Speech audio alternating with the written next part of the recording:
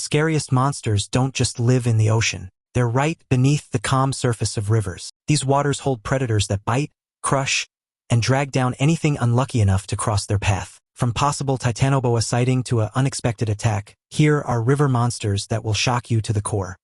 Number 10. Bull shark. Stocky body, blunt snout, small eyes, and an attitude that lives up to its name. That's the bull shark. When you first look at a bull shark, it doesn't really jump out at you that it's a bull shark. It just kind of looks like other sharks. Females are the real tanks here. Most run 8 to 10 feet long and weigh between 200 and 500 pounds, while the biggest can top 11 feet. The heaviest ever landed on rod and reel tipped the scales at around 698 pounds. And despite that bulk, these sharks can launch into short bursts of speed over 11 miles per hour in murky, tight quarters. That's more than enough to hit like a wrecking ball. What makes the bull shark a true river monster is its ability to survive without the ocean. Unlike most sharks, it can adjust its body chemistry to handle fresh water. Its kidneys and gills dump the extra water it takes in. It dials back the glands that normally excrete salt, and it sheds urea so it doesn't overload. This switch, called osmoregulation, means the shark can push far inland and stay there for weeks or even months. In 1937, 2 commercial fishermen at Alton, Illinois pulled a bull shark from the Mississippi River. It was about 5 feet long and weighed 84 pounds. That catch sits more than 1,160 river miles from the Gulf of Mexico. They don't stop at remote rivers either. Bull sharks thrive in cities. In Brisbane, Australia, people regularly see them in the heart of the river, especially after heavy rains. During one wet season, as many as 20 were reported cruising together under bridges and along muddy banks. A famous group even lived for years in a flooded golf course lake outside the city, earning the nickname Carbrook Sharks. That's classic bull shark behavior. Ride the flood, push inland, and stay where food piles up. Their hunting style is perfect for the places they choose. Bull sharks work shallow, cloudy water where visibility is terrible. Those small eyes aren't a weakness. They rely more on their ability to sense vibrations, changes in pressure, and faint electric signals from prey. The menu is wide open. Mullet, catfish, snook, rays, menhaden, smaller sharks, and even their own young when food is scarce. And yes, they're dangerous to people. Bull sharks rank in the top 3 shark species most often linked to unprovoked bites, right alongside great whites and tiger sharks. The International Shark Attack File credits them with 119 confirmed bites, 26 of them fatal. In February of 2023, a 16-year-old girl was fatally bitten by a bull shark while swimming in Perth's Swan River. In the United States, a 7-year-old boy was bitten in Louisiana's Lake Pontchartrain in 2014. Experts identified the culprit as a 5-foot bull shark. Bull sharks keep the cycle going in the same waters people use. They give birth to live pups after 10 to 11 months. Litters range from 1 to 13, and the newborns are already 2 to 3 feet long. Mothers steer them into low salinity nurseries, river mouths, lagoons, and estuaries, because the shallow water is full of food and large predators avoid the fresh. Number 9. Wels catfish. The Wels catfish is Europe's heavyweight river predator, and it looks the part. Long, mottled, and shaped like a submarine with whiskers, it can turn up in waters where people expect carp or perch.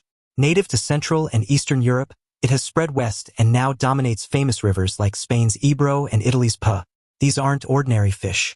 Verified giants stretch close to 9 feet and weigh nearly 300 pounds. The official rod and reel world record came from Italy's River Po, 297 pounds, 9 ounces of freshwater muscle. The body is made for ambush.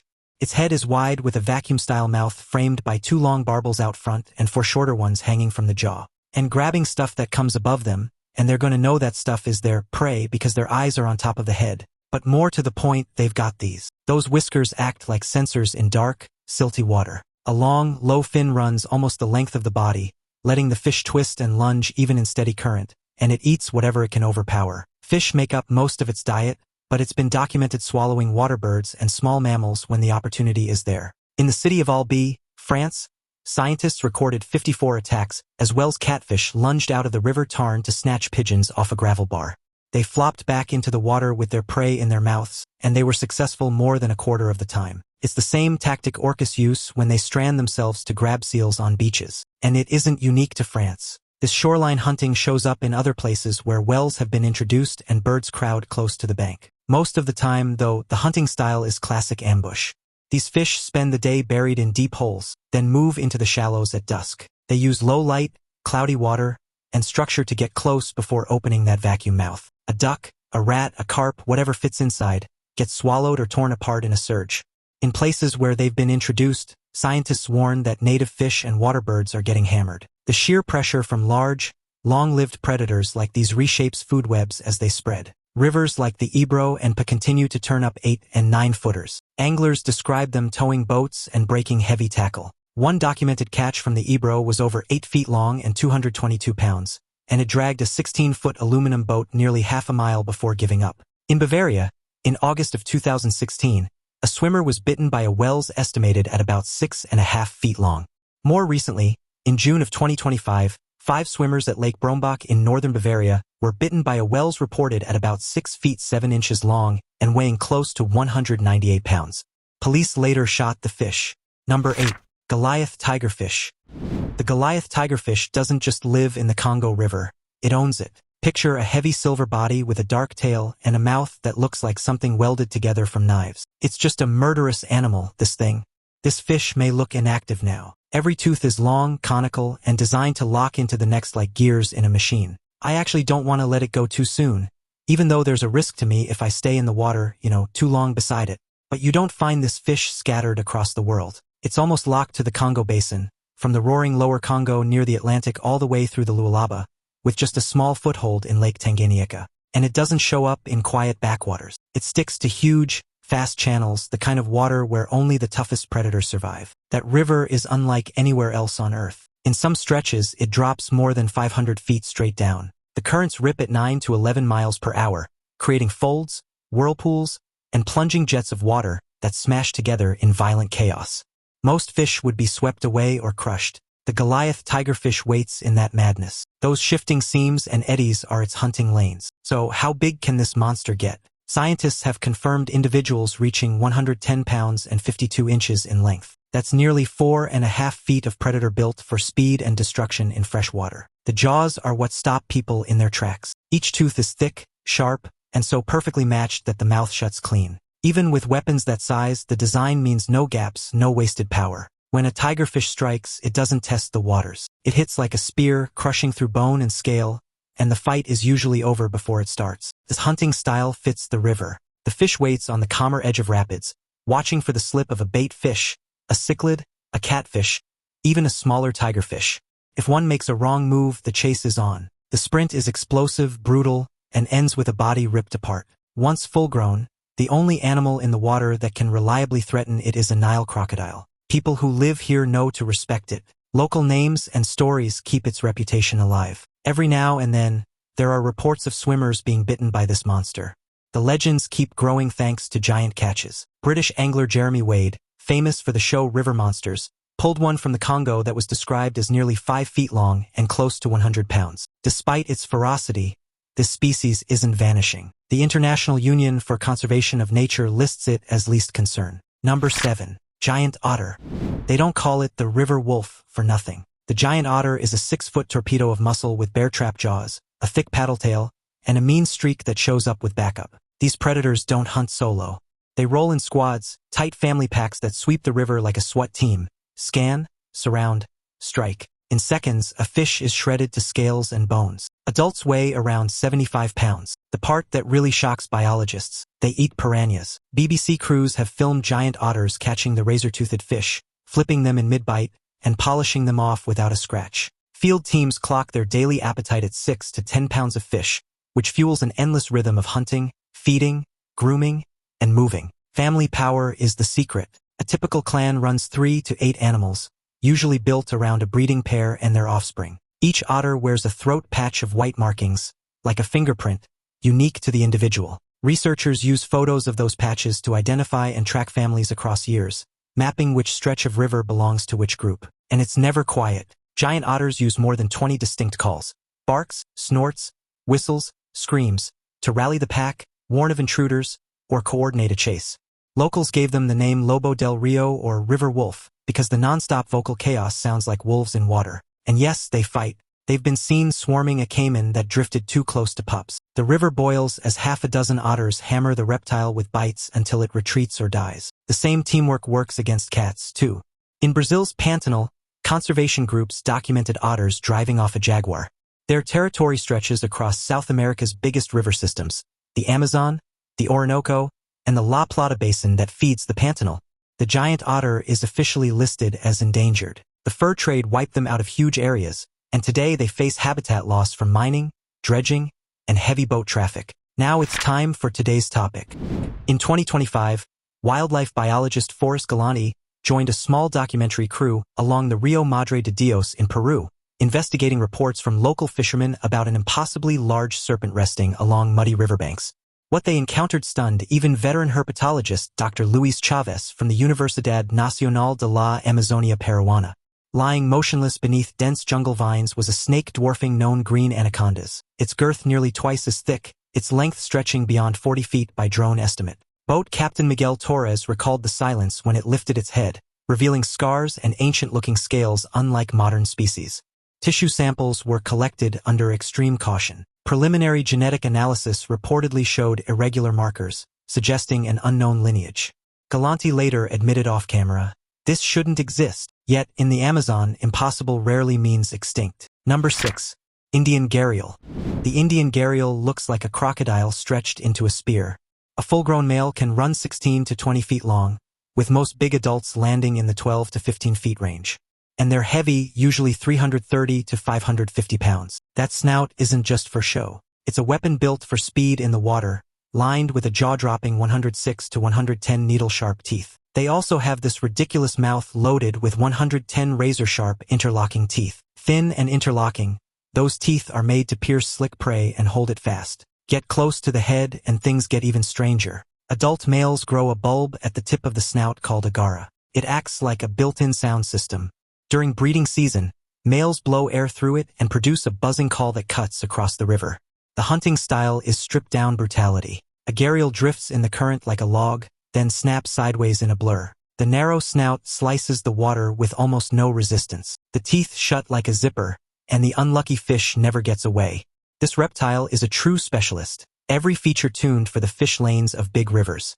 Its range adds to the aura. Gharials survive today mainly in northern India and lowland Nepal. The Chambal River holds the biggest wild population, with strongholds also on the Jarua in Katarniagat and in Nepal's Chitwan National Park. They're listed as critically endangered after a historic crash, but surveys have found glimmers of recovery. In January 2024, Nepal counted 265 gharials on the Rapti and Naraini rivers. Even the eggs are outsized. Gharials lay the largest eggs of any crocodilian, each weighing about 5 to 6 ounces.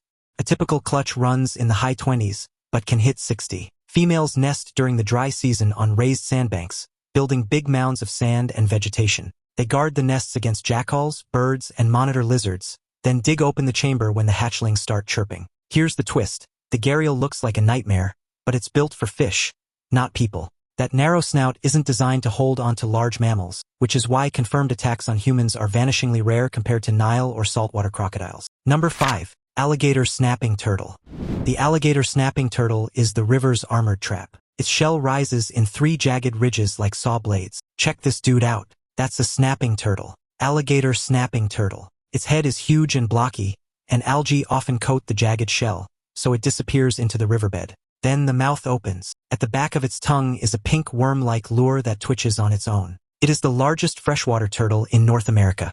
Big males usually carry a shell 26 to 29 inches long and can weigh around 175 pounds. But verified specimens have tipped the scales at 220 to 250 pounds. Add in a lifespan of 50 to 100 years, and you're looking at a creature that can lurk in the same riverbend for decades, growing thicker and meaner every season. Old-timers along southern rivers swear some of these turtles are older than the docks they hide beneath, silent witnesses to generations of fishermen coming and going. Divers who stumble too close describe an unsettling moment when what looked like a mossy rock suddenly shifts and reveals a gaping, prehistoric grin. In murky water, visibility drops to almost nothing, turning every submerged log into a potential ambush site. Biologists handling large males must use extreme caution, because a single snap can sever fingers with shocking force.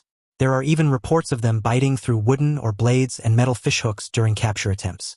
When drought shrinks rivers into isolated pools, these turtles simply burrow into the mud and wait, conserving energy until the rains return. That patience, combined with brute strength, is what allows them to dominate their stretch of river year after year. The hunting style is brutally efficient. The turtle sinks into a hole, cracks its jaws wide, and flicks the pink lure on its tongue. Curious fish like gar, catfish, or perch move in for what looks like a worm.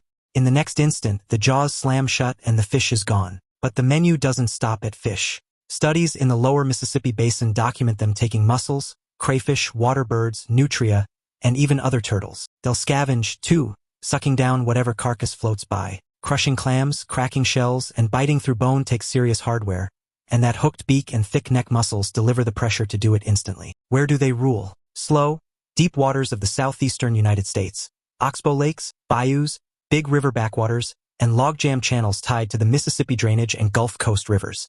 The species is built for that world. Low light, heavy cover, and calm current. Number 4. Arapaima. The Arapaima, also called pirarucu or paiche, looks like a torpedo wrapped in armor. Its back is dark, its tail flecked with red, and its head is wide and heavy, ending in scales that feel more like plates of bone than skin. A full-grown fish is no small catch. They usually stretch 8 to 10 feet and weigh more than 300 pounds, with verified giants hitting about 10 feet and close to 440 pounds. This heavyweight is native to the Amazon and Essequibo river systems, where floodplain lakes and backwaters create slow, warm pools that hide both prey and monsters. I finally have the proof in my arms that huge Arapaima are still out here. This is a true dinosaur of the deep. What makes the Arapaima a true river beast is the way it breathes. Unlike most fish, it must gulp air. Its lung-like swim bladder pulls oxygen straight from the surface, which allows it to survive in waters that become muddy and oxygen-poor when river levels drop. Adults surface every 10 to 20 minutes, often with a loud cough-like gulp you can hear across the water. An Arapaima can even live for hours out of water, which is why locals handle them like thrashing battering rams. The armor isn't for show. Each scale is built with a hard mineral outer layer backed by a flexible collagen core stacked in layers like plywood. Engineers study them because they shrug off attacks from piranhas. Its mouth is another weapon. The Arapaima feeds with a gulper strike. It swings its head forward, opens wide, and the sudden suction drags prey and water inside. A bony tongue and toothy palate clamp down like a vice. Big fish are the main target, but adults will snatch up birds, frogs, and even floating fruit during the flood season. Growth is rapid, too. In the first year, an Arapaima can gain 10 pounds. And in the calm, food-rich lagoons that line the Amazon, it just keeps packing on muscle. It's not only a predator, it's a brawler when cornered. People who have tried to catch them know that a thrashing Arapaima is like taking a hit from a sledgehammer. One documented case describes a man knocked unconscious by a single blow from this giant fish. And the legend has left the Amazon. In 2021, Florida officials found a dead Arapaima near Miami. Even reproduction adds to its reputation. When water levels fall, a pair scoops out a nest in the shallows. After the eggs hatch, the parents guard a tight school of fry that look like a black cloud drifting through the shallows. In some reports, the male even carries the young near his head as he patrols. Number 3. Alligator gar. The alligator gar looks like something the river built for war. Thick body, wide head, and a jaw armed with 2 rows of long, spike-like teeth that bite down and don't let go. They're the giants of the gar family and the biggest predatory fish in North America's fresh waters. 6 to 8 foot adults are common, and fish over 200 pounds show up often. The modern rod and reel record is a monster caught in Lake Sam Rayburn, Texas, in September of 2023. It weighed 283 pounds. Their range is just as impressive. Conservation measures like this mean there are bigger fish lurking in Rayburn. Alligator gar are native across the Mississippi River Basin and the Gulf Coast drainages. They've been recorded from southern Illinois and the lower Ohio River down through the Big River, across bayous and marshes to Texas, and on into northeastern Mexico. They turn up in slow backwaters, oxbow lakes, floodplain channels, and even brackish estuaries when the salinity is right. And the armor is real. Each scale is a ganoid plate, a hard enamel-like outer shell over a tough, bony base, locked tight like overlapping shields. Material scientists have studied these scales and confirmed they resist cracking and puncture. For the fish, that means it can plow through tangles of timber and brush without a scratch.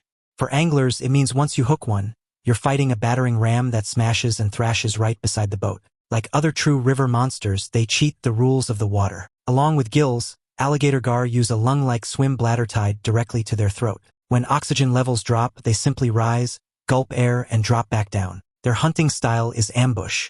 A big gar will hang a few feet below the surface, nearly still, and then lunge in a sideways sweep when prey drifts close. That long snout snaps shut like a trap, and the extra row of teeth in the upper jaw gives them the bite length to lock onto slippery fish.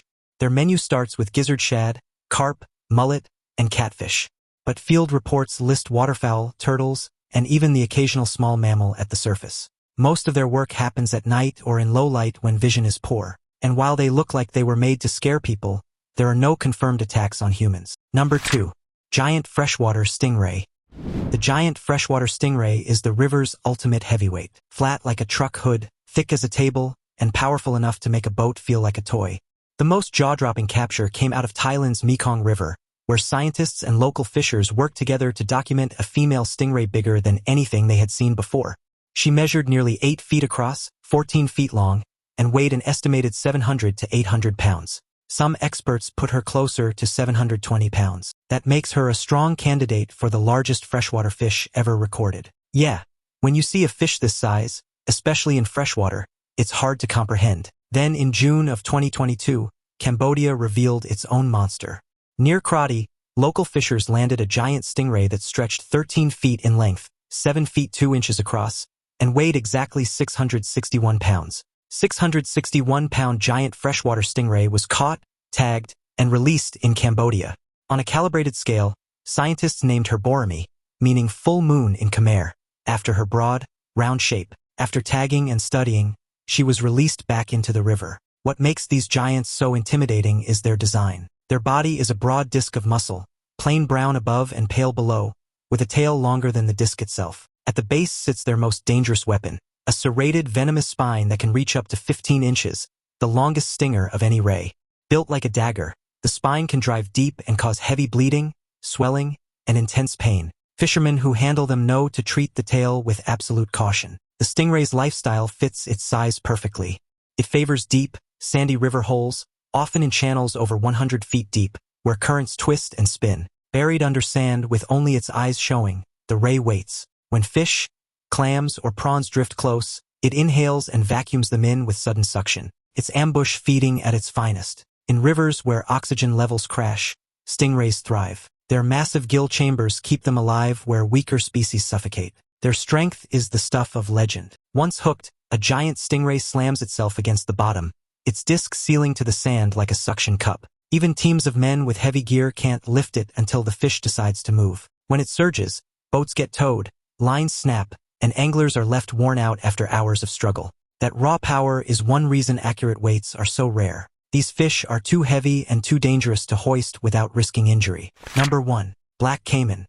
The black caiman is a heavy hitter, armored dark hide, a skull like a battering ram, and jaws designed to pin and drown anything unlucky enough to step close. It's the biggest of the alligator family. Full-grown males commonly stretch 13 to 16 feet and weigh 700 to 800 pounds. These bad boys can get over 15 feet long and weigh over 700 pounds apiece. That's the weight of a grizzly bear. That kind of bulk tilts the food chain before the hunt even starts. Their territory is huge, covering much of the Amazon basin, Peru, Ecuador, the Guianas, and northern Brazil, where oxbow lakes, flooded forests, and quiet channels give them the cover to disappear until it's too late. Its hunting playbook is simple: float like a log, wait, then explode forward. Most nights, the menu is fish, catfish, even piranhas, but it doesn't stop at fins. Adults grab capybara, deer, wild pigs, turtles, big wading birds, stray dogs, and smaller caimans. Livestock at the shoreline can vanish in a single lunge. Everything about the build screams ambush. Eyes and nostrils set high so the body stays hidden. A thick tail that drives the burst, and a jaw full of conical teeth built to clamp and hold until the water finishes the job. At this size, almost nothing dares hunt it. Jaguars do kill caimans, but mostly smaller ones. In the flooded forest at night, their eyes glow like twin coals when caught in a flashlight beam, then vanish with a single ripple. Fishermen sometimes describe the sudden silence that falls over a lagoon when a large male slips into the shallows, as if the entire ecosystem senses the shift in power. Even pink river dolphins keep their distance from dominant adults, steering clear of narrow channels where escape routes are limited. Researchers tracking them by boat often find massive slide marks on muddy banks, proof of bodies hauling out under cover of darkness. In those moments, it becomes clear that the black caiman is not just another reptile in the swamp, but one of the true rulers of the Amazon's hidden waterways. When the dry season ends, the female builds a mound nest from mud and plants. She lays 30 to 60 eggs, with an average clutch of 39. Each egg is heavy, roughly a third of a pound. She stays close, smashing lizards, rodents, or birds that dare raid the nest. When the first squeaks come from inside, She tears open the chamber and ferries the hatchlings to water in her jaws. It's not tenderness, it's survival training, and it shows why this species managed to hang on, even when hunted hard. For people living along the rivers, respect is the rule. Dogs vanish, fishing gear gets torn up, and sometimes people get attacked. Medical case reports document fatalities, including an 11-year-old in Rondônia, Brazil. It wasn't always this common. During the mid-20th century, hide hunters nearly wiped them out. Populations collapsed across wide swaths of the basin. Legal protection and the caiman's strong reproduction brought many areas back, but scientists still list the species in a guarded category. Thanks for watching and see you in the next video.